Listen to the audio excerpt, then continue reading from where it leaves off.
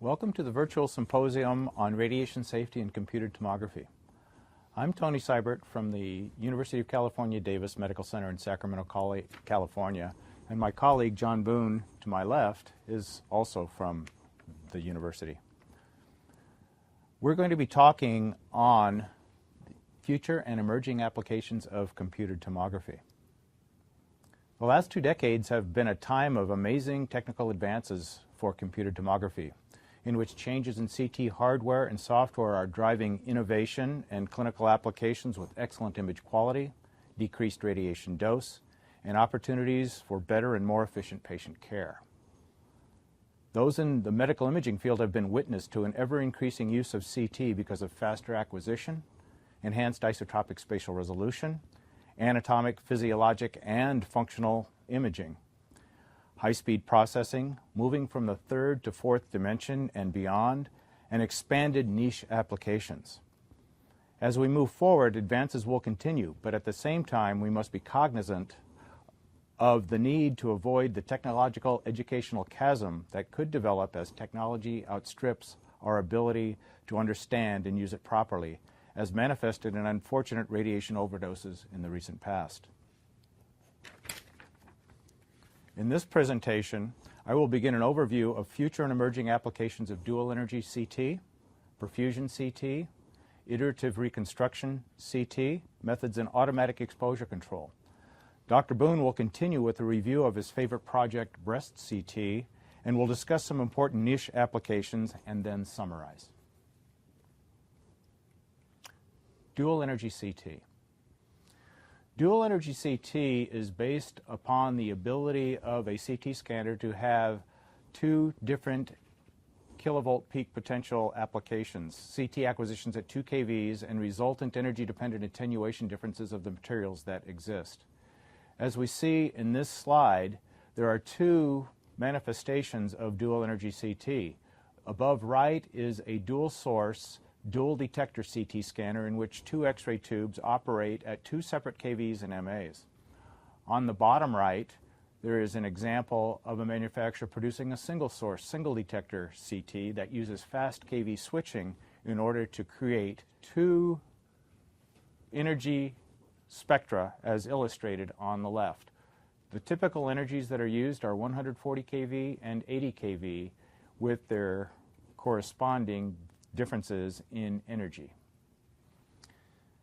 Looking at the characteristics of attenuation of different materials that we find in the body, listed in this diagram are the attenuation as a function of energy for soft tissue in red, calcium or bone characteristics in green, and iodine used for iodinated contrast agent in blue.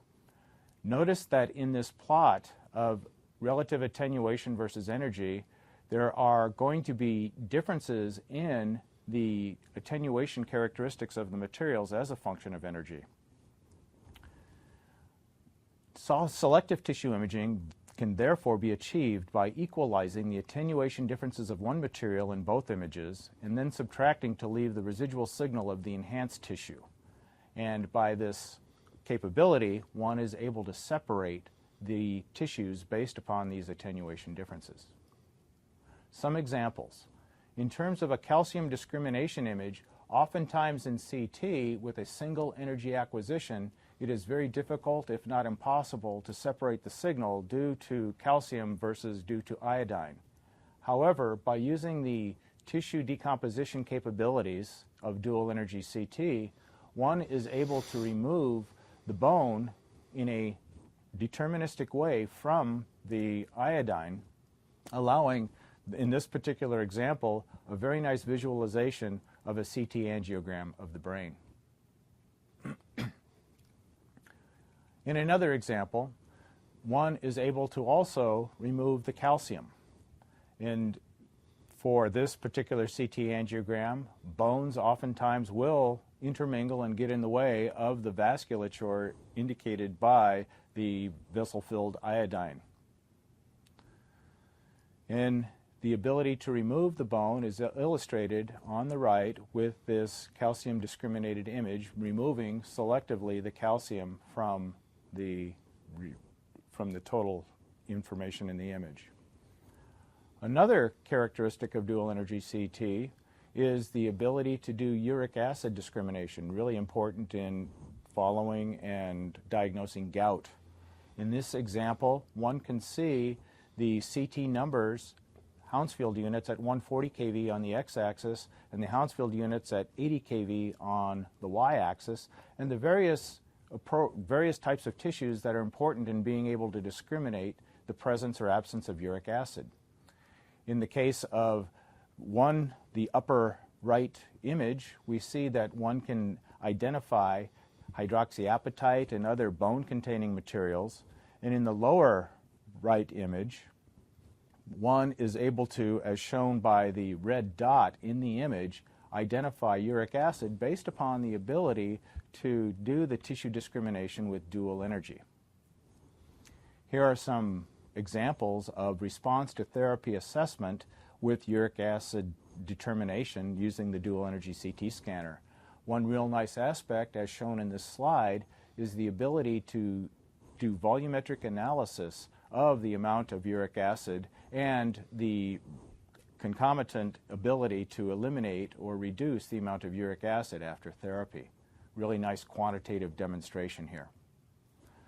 Sometimes you have a lot of uric acid buildup, as illustrated in this particular slide, where the significant amount of uric acid can be easily detected and discriminated from potential tumors and other things that otherwise would not be identifiable easily without this quantitative tool. In terms of CT angiography, here's an example of an image with calcified plaque within the vessels. If, in fact, we look at this image, it makes it pretty difficult to determine the patency of the vessel as we see it. When one does the dual energy decomposition and selective tissue analysis, presenting only the iodine, one can then appreciate a much better view of the vasculature and its characteristics in terms of anatomy. Iodine discrimination is also really important for what we call a virtual, non-contrast, and an iodinated image. If, in fact, by using dual energy we can acquire a single image, as shown here, a single contrast-containing image, one is able to, by doing the dual energy decomposition, create a virtual non-contrast image, and at the same time create an iodinated image based upon the ability to separate the tissues relative to their attenuation coefficients using the dual energy decomposition. In terms of perfusion CT, we've seen a lot of applications in using the rapid acquisition capabilities of a CT scanner, in which we can repeatedly image an area very rapidly over time. Perfusion CT scanning is used to gain functional information about the blood flow. Perfusion, time to picopacification, and blood volume based upon a low dose, hopefully low dose acquisition of the image over a period. And this period of time can last up to 40 to 45 seconds. What this allows us to do is to track the functional information. In this particular case, I'm showing a stroke assessment in the head based upon a voxel by voxel analysis of the contrast and the time-dependent flow within the area of interest. In the upper right of the four-set image, upper left I mean, of the four-set image, we have the contrast image, then subsequent calculated images, time to picopacification in the upper right, blood volume in the lower left, and blood perfusion in the lower right images. These allow a vascular surgeon or a radiologist or the physician to be able to get a good idea of the stroke characteristics, whether or not a patient has a stroke, based upon these quantitative images. Another application that's emerging is what is known as a shuttle mode, whereby one can irradiate a much larger area or simply use a larger detector array for body oncologic imaging. What this does is a very similar capable outcome in being able to identify with this time-dependent flow of iodine within, for instance, a kidney tumor, as shown in the upper left image in the lower right part of the slide. We have the three-dimensional kidney tumor. We have the images depicting blood flow, blood volume, and the flow attenuation product. And in this particular case, one is able to see that these capabilities will give rise to our ability to create functional images based upon the CT and its ability to track with respect to time. Another perfusion capable CT scan application is cardiac CT. Cardiac CT has benefited majorly from the faster speed, gated acquisition methods, and lower dose now that we can achieve with many of the technological advances that have occurred in the recent past. Some of the things we can do with cardiac CT are coronary calcium scoring, functional assessment, and anatomical evaluation, as shown in the image on the right. One of the things that we've always been stressing over the last several years is the need to reduce radiation dose. And there's been a fantastic amount of dose reduction capable in cardiac CT imaging based upon several technological advances, cardiac EC modulation and gating, being able to acquire the image in a step and shoot mode, and then using fast pitch or high pitch, which allows one to scan the image very quickly. And notice that the radiation dose is a fraction of what it was just a few years ago based upon many of these technological advances. Another really important area and the need to see high spatial detail and anatomic fidelity is shown in this stent of the vasculature within the coronary artery of a patient. Iterative reconstruction CT is another application, and this is more software-based rather than hardware-based. And iterative reconstruction uses the ability to take an initial estimate of a reconstructed image by back projection and doing a process known as forward projection. And what the forward projection does is give an idea on a profile-by-profile basis what the back projection characteristics were. And then from there, one does an iterative process whereby you have an estimate of the initial reconstruction. Then one does a forward projection as illustrated in this slide, getting a particular profile at a given angle, comparing it to the measured projection that was actually acquired, and then creating an error matrix, looking at the differences between the forward and the measured projection. The error matrix is created and used to update the next image. The next image is then hopefully a closer approximation of the forward projection to the measured projection, and this can be done on and on and on, such that one is able to get a much better representation and estimate and become more immune to statistical variations in the outcome. The iterative reconstruction process is there's two different types. One is a statistical iterative reconstruction, and another one is a model-based reconstruction, iterative reconstruction, looking at the X-ray model, the image model, and the detector model in addition to the statistics, so that in the example shown on the lower, the model-based reconstruction means that there's a lot more computation that needs to be performed. It's a lot more computationally expensive, but certainly more robust because it takes into account not only the statistical characteristics of the X-rays, but also the variations that do occur in the CT scanner due to the focal spot, due to the patient, due to the detector characteristics and the like. To give you some idea of what these iterative techniques can do, on the left is a standard filtered back projection image, and you can appreciate, hopefully, its noisiness In the middle is the statistical iterative reconstruction filter, which demonstrates an improvement in the reduction of noise and therefore a better contrast to noise ratio. And then on the right image is the model-based iterative reconstruction, which, although it takes, at least in today's technological capabilities, it takes on the order of minutes to hours as opposed to seconds and less than seconds for the statistical iterative reconstruction. One is able to achieve an even better capability to create a noiseless or near much lower noise image in the result. Some other very impressive results. On the left is filtered back projection of a coronal projection of an image, reconstruction projection, and on the right, the model-based iterative reconstruction methodology. And you can appreciate the dramatically decreased noise in the model-based image reconstruction. And this is shown even in more detail with a narrower window width and illustrating the fact that the model-based image reconstruction, iterative reconstruction, does a really, really excellent job. So you have two choices. One is that you're able to acquire images at a much lower dose and then reconstruct using iterative reconstruction methodologies, or acquire the image at the same dose and get a much better image quality as at the output.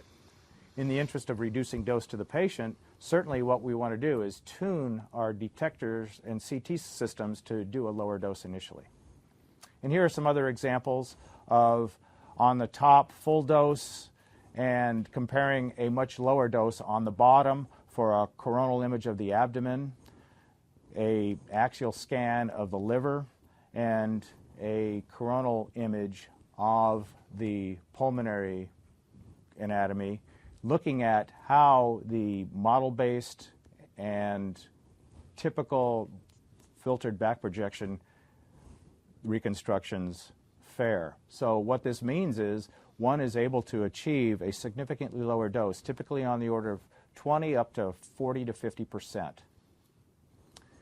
Finally, before I turn over the reins to my colleague, I'm going to talk just a little bit about automatic exposure control, because that's an ability to take into account a really easy way to achieve an appropriate level dose. There's CT automatic exposure control uses tube current modulation. Constant MA is one in which we have conventionally acquired images where the MA does not change during the rotation of the X-ray tube. The reduced dose methodology uses Z-axis modulation of the tube current as shown by this yellow line, and then by invoking the fact that we have differences in attenuation based upon PA and AP and lateral projections in a typical patient, one is able to get XYZ modulation and further reduce the amount of MA, keeping the noise similar in all projections such that the reconstruction is going to be very similar to the constant MA, but with a dose reduction of up to 40%. And another example is shown in a PA localizer and its corresponding variable tube current modulation. So with these technologies, we are able to continuously lower the dose and achieve good image quality. And with this, I'm going to be turning over the podium to Dr. Boone, who will be talking about breast CT and some niche applications of CT. John? Thank you, Tony. So breast CT is certainly an emerging application of computed tomography technology, and one at UC Davis that's close to our heart. We've been working on the development and assessment of breast CT clinically for about 13 years now, and so we've had a long and large effort at our institution in the development of this technology. So as most of the listeners understand, a standard of care for breast imaging is two-view mammography, where a woman will go in and have each breast imaged twice, one in a cranial caudal projection and one with a mediolateral oblique projection. This leads, of course, to two images, both projection images, and the limitations of projection imaging are that a single point on the image corresponds to a line through the woman's breast, and so the anatomical tissues in the woman can obscure the presence of a lesion if one is in fact present. With CT, we can virtually slice the breast into small voxels, and this allows us to overcome this line integral issue with projection radiography. In the case of our breast CT system, our voxels are on the order of 32 times smaller than that seen in mammography, and newer developments are making that even smaller with higher spatial resolution. So the dedicated breast CT system is performed with a woman lying prone on a tabletop with the single breast to be imaged positioned in a hole in that tabletop. And underneath the table we have a cone beam CT apparatus, a flat panel detector opposite of an X-ray tube, which rotates 360 degrees around that breast. This acquisition at our institution takes on the order of 16 seconds, and therefore the woman is in breath hold, which helps to maintain spatial resolution by freezing motion.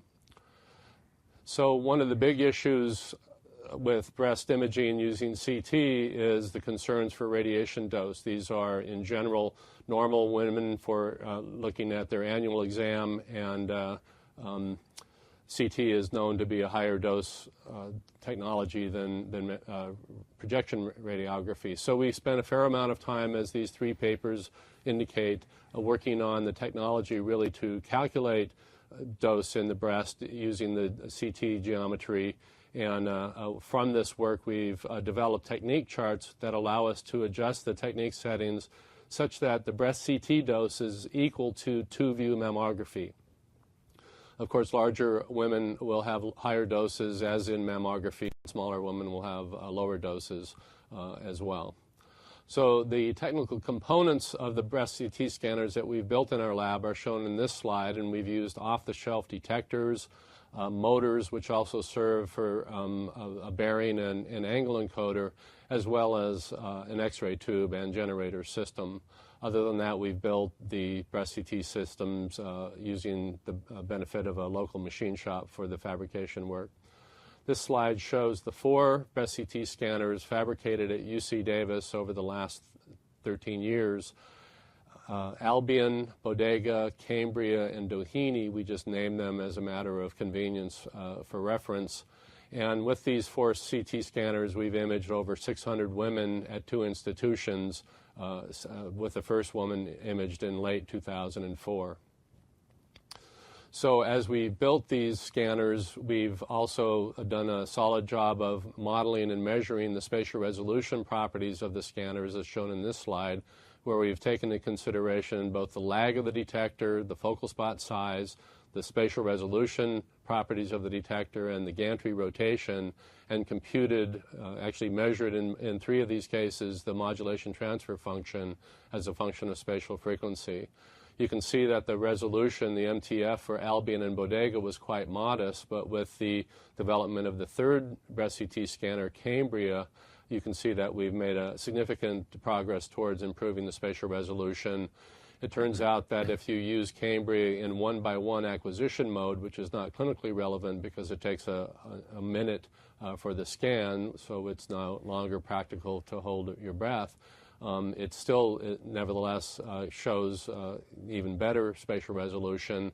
Our 4th and final breast CT scanner that we're fabricating, Doheny, we think will have slightly better spatial resolution than Cambria in the 1-by-1 mode, and that's a projected MTF based upon modeling. And so with these developments over these 4 scanners, you can see that we've really led to a 3-fold improvement in spatial resolution at the 10% MTF level, and we hope that that will have a profound effect clinically in terms of finding microcalcifications, which are small calcium deposits in the breast that are essential for detection if you're screening for breast cancer. So here's a picture of the first breast CT scanner, Albion, with the hood off, and you can see the cone beam geometry with the flat panel detector in the background and the CT tube in the foreground. These are mounted on a common gantry. In the right photograph, we have a picture of the inside of the second scanner, Bodega, and this scanner also has positron emission tomography heads from colleagues here at UC Davis, and we've imaged about 20 patients using PET CT on this apparatus, and this is dedicated to breast imaging, of course, and so you can see the image in the lower left, which has much superior spatial resolution in both the PET and CT components than what a clinical PET CT scanner can deliver. This slide just shows an assortment of breast CT images with no contrast enhancement, and one can see a number of lesions, some of them tumors and some of them benign lesions here, and of course we have many thousands of CT slices now for comparison. So early on we evaluated non-contrast breast CT in this 2008 publication by Dr. Linfors, our colleague here at UC Davis, and she found, just based upon subjective radiologist scoring of these images, where the dotted line, above the dotted line, screen film mammography is superior, below the line breast CT is superior. So you can see that breast CT excelled at depicting mass lesions, while screen film mammography in this early era was superior to depicting microcalcifications in the absence of contrast. We also have done a comfort survey of the patients, and you can see that above the line the patients preferred on average breast CT, and that was essentially wildly the case. Of course, mammography is accompanied by fairly aggressive breast compression, and most women would like to do without that, and this comfort survey indicates that. So this is a medley of images that show contrast enhancement of the lesion, and some of them show both the images before and after contrast injection. And this led to this 2010 publication in Radiology headed by a student, Nicholas Prionis, at that time. And if you look at the amount of enhancement from the first images and then the post-contrast images, this change in Hounsfield unit, we have this bar chart here which shows the enhancement level on the x-axis and the number of lesions on the y-axis. All these women are BI-RADS 4 and 5 women, and so they immediately go under biopsy, and so we know truth. We know if each woman has a benign lesion or a malignant lesion in this patient population, and you can see on this slide where there's almost perfect but not quite perfect separation between benign and malignant lesions. So we find that contrast enhancement in breast CT in particular is potentially a biomarker for malignancy in breast cancer. Further work is necessary to show that more conclusively. Our lab is associated right next to the breast imaging clinic, and we have not only the breast CT scanner but a research grade digital mammography system and a commercial tomosynthesis system in adjacent rooms. And this has allowed us to perform a prospective clinical trial. In this case, we had 105 patients with 103 lesions. Again, these were both BI-RADS 4 and 5 patients who were going to be biopsied. They were imaged in various combinations of mammography, tomography, as in tomosynthesis, and contrast-enhanced breast CT, and all were biopsied, so we know truth. And you can see this table shows a good mix between cases with microcalcifications and mass lesions, and also between malignant and benign cases. So this study was performed with 2 radiologists rating the lesions subjectively on a scale from 0 to 10, 0 being not where the lesion was not seen, and 10 being excellent depiction of the lesion. And one-way analysis of variance was used to correct for to do the statistical analysis in this study.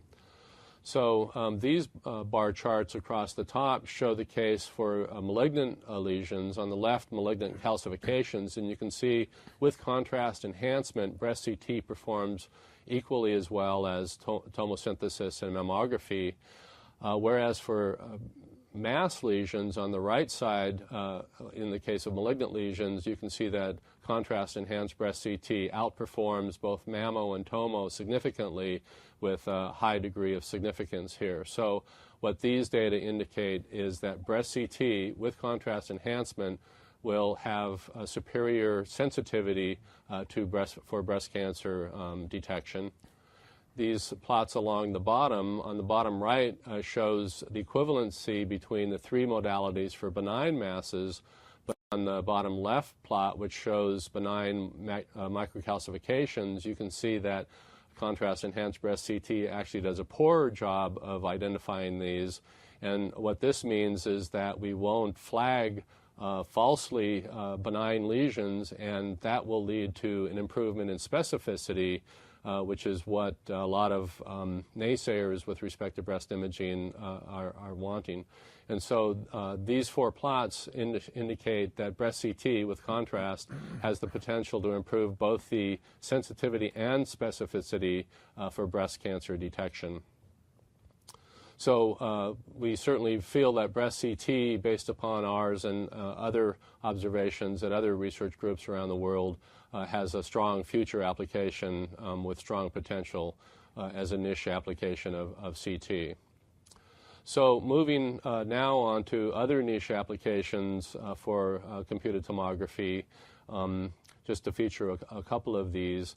So CT colonography is an FDA-approved technology and is being used in some centers in lieu of optical colonoscopy, and it's felt that the CT version is better handled by the patients, and a lot more patients will then come for their colon cancer screening examination using this technology.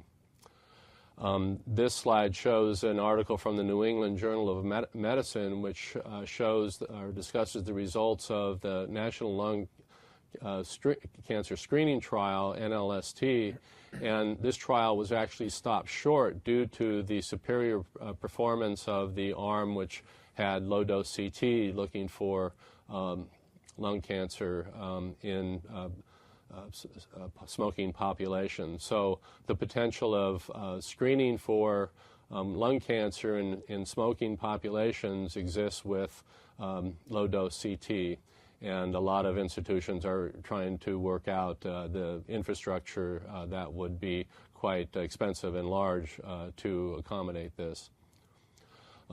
This slide shows an extremity CT scanner, and one of the benefits of its design is that it allows the patient to stand. So this would allow, for example, a CT scanning of the knee, both unweighted and weighted, which is important for assessing osteoarthritis and other diseases of the joints in the leg. Cone beam CT, similar to that used in breast CT, has also been used and is commercially available for dental and orthodontic work, as you see the device shown on the left picture and bony images shown in the right. These are relatively low-dose CT scans. It turns out that bone imaging is an easier task than the soft tissue imaging of whole body CT, and so you can get away with much lower dose levels. This is often used in preparation for oral surgery applications. So going outside of the human now, we have a widespread use in many commercial products for small animal and specimen scanning. The mouse is a very expensive, the research mouse is a very expensive animal, and rather than sacrificing them to find various biological endpoints, we can use imaging with CT, and that's widely used in the research labs all around the world. At our institution and at several others around the United States, we're also looking at the potential of scanning cadavers post-mortem to improve the autopsy rate. The autopsy rate since 1971 in the U.S. has plummeted, and medicine is not really learning from the mistakes we make, and autopsies have been shown to illustrate and inform physicians about the etiology of disease and the accuracy of diagnoses. And we're just lacking that information anymore because of the reluctance to do conventional autopsies. well, we believe that CT can lead to very inexpensive and less invasive autopsy information, and this is a research project at this point. But certainly several institutions around the United States are looking at CT virtual autopsy. And finally, just as a fun application of computed tomography, I was asked some years ago to participate with scientists from Lawrence Livermore National Laboratory and from several vendors as well to visit Florence, Italy, and look at the potential of building a CT scanner around Michelangelo's David's legs. It turns out that he has cracks externally on these legs, and the curator at the museum is concerned about the structural integrity of the statue, and we have proposed building a high energy CT scanner around the statue to look internally into the marble structure to assess the strength of this leg. That is yet to be performed, but it's still on the table. It's a matter of finding appropriate funding. So in summary of both of our talks, dual energy CT will become more widely used. We presented a number of applications, and there's still other applications that will likely be studied and become common in use. One application that has been discussed is the use of two contrast agents of different atomic numbers, for example, gadolinium and iodine-based contrast agents, which can, with one scan, depict a number of different physiological functions. Perfusion or functional CT will expand outside of the head. Tony talked about both cardiac imaging as well as oncologic applications in the body, and we believe that perfusion will provide quantitative data and inform physicians on response to therapy and other issues. CT acquisition technologically will continue to increase as the rotation times decrease and as the detector arrays increase in size. CT imaging will be performed at lower dose levels. New technologies such as photon counting detector systems, iterative reconstruction algorithms that Tony touched on will lead to these lower dose levels.